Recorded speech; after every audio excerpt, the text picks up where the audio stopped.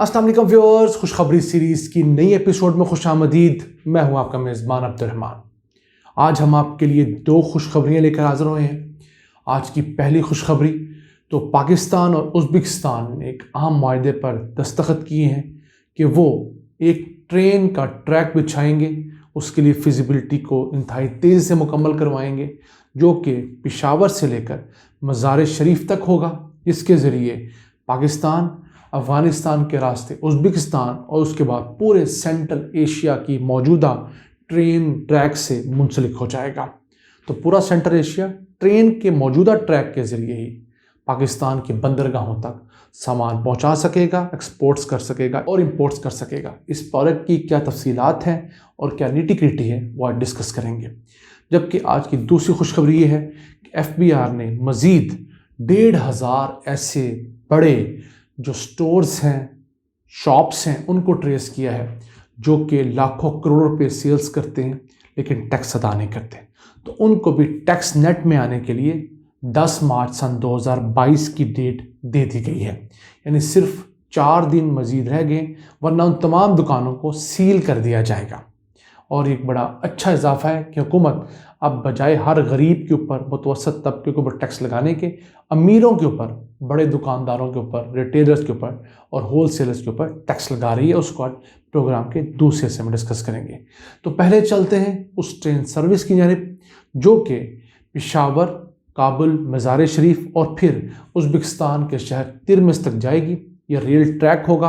वैसे इस rail track की जो टोटल लंबाई है वो 722 किलोमीटर है, लेकिन उसमें से 149 किलोमीटर तिरमिज़ जो कि उज़्बेकिस्तान का शहर है वहाँ से लेकर मज़ार शरीफ तक वो रेल ट्रैक मुकम्मल है, फंक्शनल है। उससे आगे रेल ट्रैक मौजूद नहीं है। तो उज़्बेकिस्तान की ख्वाहिश ये थी कि मज़ार शरीफ से लेकर पेशावर तक रेल ट्रैक बिछाया जाए जो कि 573 किलोमीटर है, और पेशावर से आगे कराची तक का रेलवे ट्रैक तो मौजूद है। इस 573 किलोमीटर के रेलवे ट्रैक बिछने के बाद कराची पोर्ट के ज़रिए, दोनों कराची पोर्ट भी और पोर्ट कासम जो है, इनके ज़रिए जो सेंट्रल एशिया है उसकी एक्सपोर्ट्स और इंपोर्ट्स मुमकिन हो सकेंगी। क्यों कि सिर्फ एक ये लिंक रहता है पेशावर से मज़ार शरीफ का, वरना मज़ार शरीफ से ऊपर उज़्बेकिस्तान और जो सेंट्रल एशिया की रियासतें हैं वो भी आपस में जो ट्रेन है, रेल ट्रैक उसके ज़रिए मुंसलिक हैं, और फिर आगे रशिया तक भी रेल ट्रैक मौजूद है। तो ऑलरेडी रेल लिंकेजेस ऊपर भी मौजूद है और नीचे भी। सिर्फ सेंटर का ये 573 किलोमीटर अब जो है वो इंशाल्लाह कंस्ट्रक्ट होने जा रहा है। इसके लिए पाकिस्तान और उज़्बेकिस्तान ने मुआहिदा किया है। गुज़िश्ता दिनों उज़्बेकिस्तान के सदर पाकिस्तान के दौरे पर आए हुए थे, एक MOU साइन किया गया। ये $5 अरब का प्रोजेक्ट है और इसकी फिजिबिलिटी अगले 4 से 5 माह में मुकम्मल की जाएगी, जिसके बाद इसके ऊपर काम का बाकायदा आगाज़ होगा। और गुज़िश्ता महीने तालिबान की हुकूमत जो है उसने भी इस प्रोजेक्ट की बाकायदा अपनी काबीना में मंजूरी दी है। उनकी ख्वाहिश है कि प्रोजेक्ट जल्दी मुकम्मल हो। पहले ये प्रोजेक्ट सिक्योरिटी रीजंस की वजह से भी मुकम्मल नहीं हो सका था। इस रेल ट्रैक के ऊपर 27 स्टेशंस बनेंगे, 7 सुरंगें बनेंगी और 912 छोटे बड़े पुल बनाए जाएंगे।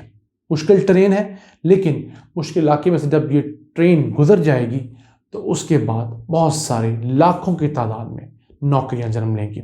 और जब हमेशा सुनते आए हैं बचपन से कि सेंट्रल एशिया, रूस पाकिस्तान की बंदरगाह इस्तेमाल करना चाहता है, तो वो क्यों मुमकिन नहीं हुआ कि हमने कभी उनके साथ रोड और रेल लिंक डेवलप ही नहीं किया। ना तो पाकिस्तान से तमाम सेंट्रल एशिया के ममालिक के लिए कोई अच्छी सड़कें थी और ना ही कोई ट्रेन का अच्छा रास्ता था।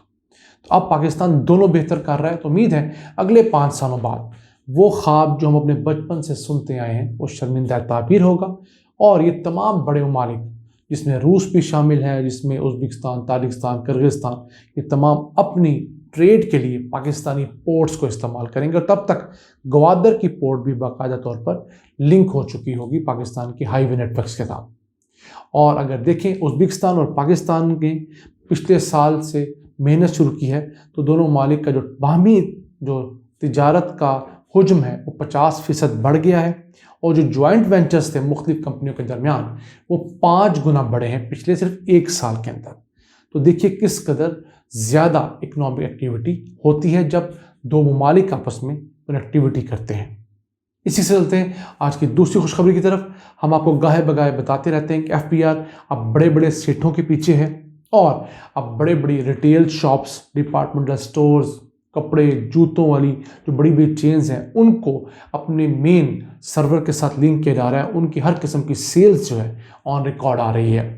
तो हमने आपको चंद वीडियोस पहले बताया था कि 4200 बड़े रिटेलर्स और होलसेलर्स को ट्रैक किया गया था। उनमें से 85% 3600 जो है वो मुंसलिक हो चुके हैं एफबीआर के साथ। अब अच्छी खबर यह है कि इसके अलावा एफबीआर ने 1421 नए रिटेलर्स होलसेलर्स को ट्रैक किया है। ऐसी बड़ी दुकानें जो कि बहुत ज़्यादा सेल्स करती हैं लेकिन अपने आप को टैक्स नेट में नहीं लाना चाहती, उनको नोटिस जारी कर दिया गया है कि वो 10 मार्च सन 2022 तक अपनी तमाम सेल्स को, अपने काउंटर्स को एफबीआर के पोस्ट सिस्टम के साथ ऑनलाइन अटैच करें ताकि उनकी तमाम सेल्स रिकॉर्ड की जा सकें।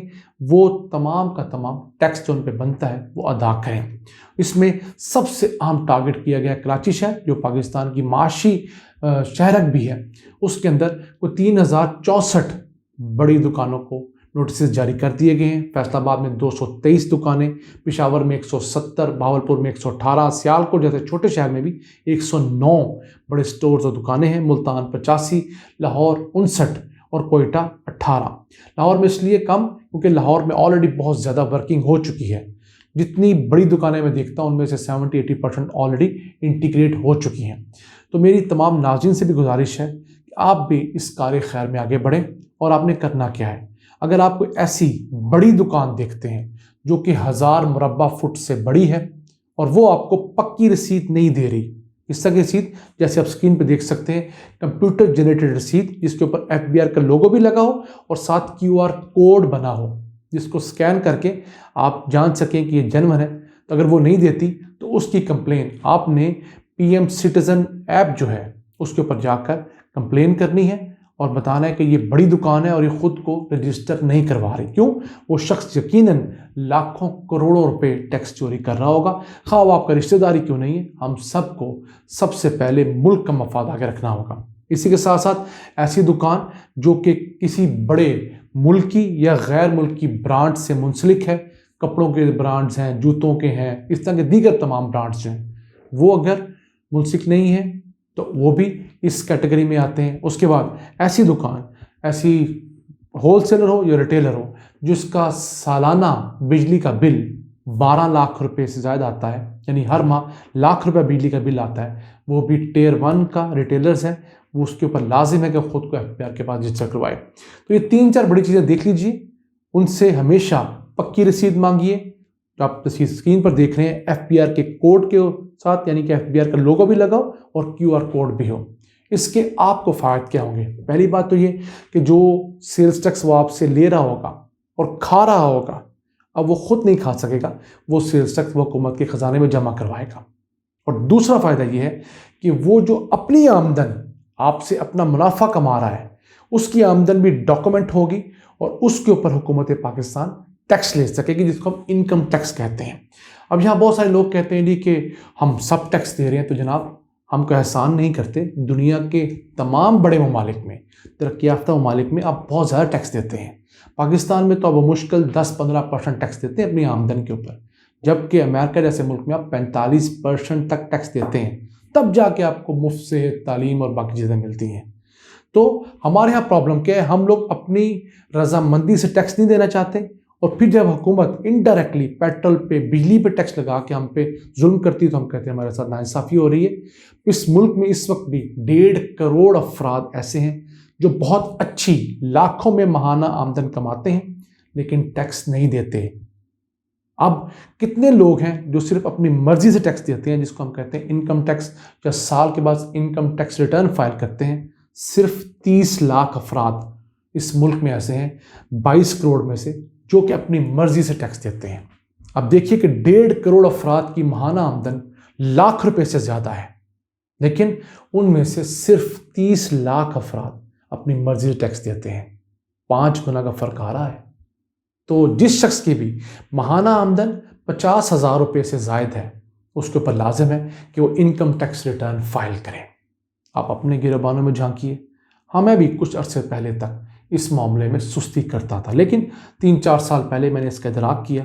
हाँ, आपको टैक्स देना पड़ता है, बुरा लगता है, लेकिन अगर हम ये ख्वाहिश करते हैं कि हम एक तरक्की याफ्ता मुल्क में रहें, हमारे बच्चे एक अच्छा मुस्तकबिल देखें, तो हमें अपनी मर्जी से इनकम टैक्स भी देना होगा। क्यों? जब हम इनकम टैक्स मर्जी से देंगे तो हुकूमत जो हम पे इनडायरेक्ट टैक्स लगाए बैठी है, बिजली के माध्यम में, पेट्रोल के माध्यम में, वो वहाँ से हमें ज़रूर रिलीफ देगी। दुनिया में ऐसा ही होता है। उम्मीद करते हैं हम आपको बहुत सारी बातें समझाने में कामयाब हुए होंगे। हमने इस मुल्क को मिलकर तरक्की देनी है। अपने इलाकों में बड़े दुकानदार, जो बड़े डिपार्टमेंटल स्टोर्स हैं, बड़ी चेन्स हैं, बड़े होटल्स हैं, उन तमाम को FBR के साथ रजिस्टर करवाइए। PM पोर्टल के ऊपर जाकर उनकी शिकायत दर्ज करवाएं और बेशक आखिर में अपनी शनाख्त छुपा लें, लेकिन FBR के जब रेडार पे वो दुकान आती है, मैंने भी ट्राई किया है, तो FBR वहाँ जाके विजिट करता है, उसको क्रॉस चेक करता है, नोटिस जारी करता है और अपने सिस्टम से मुंसलिक कर लेता है। और यही तरीका है एक कौमी खिदमत करने का। इन अल्फाज के साथ अपने मेज़बान अब्दुल रहमान को इजाज़त दीजिए। अल्लाह निगहबान।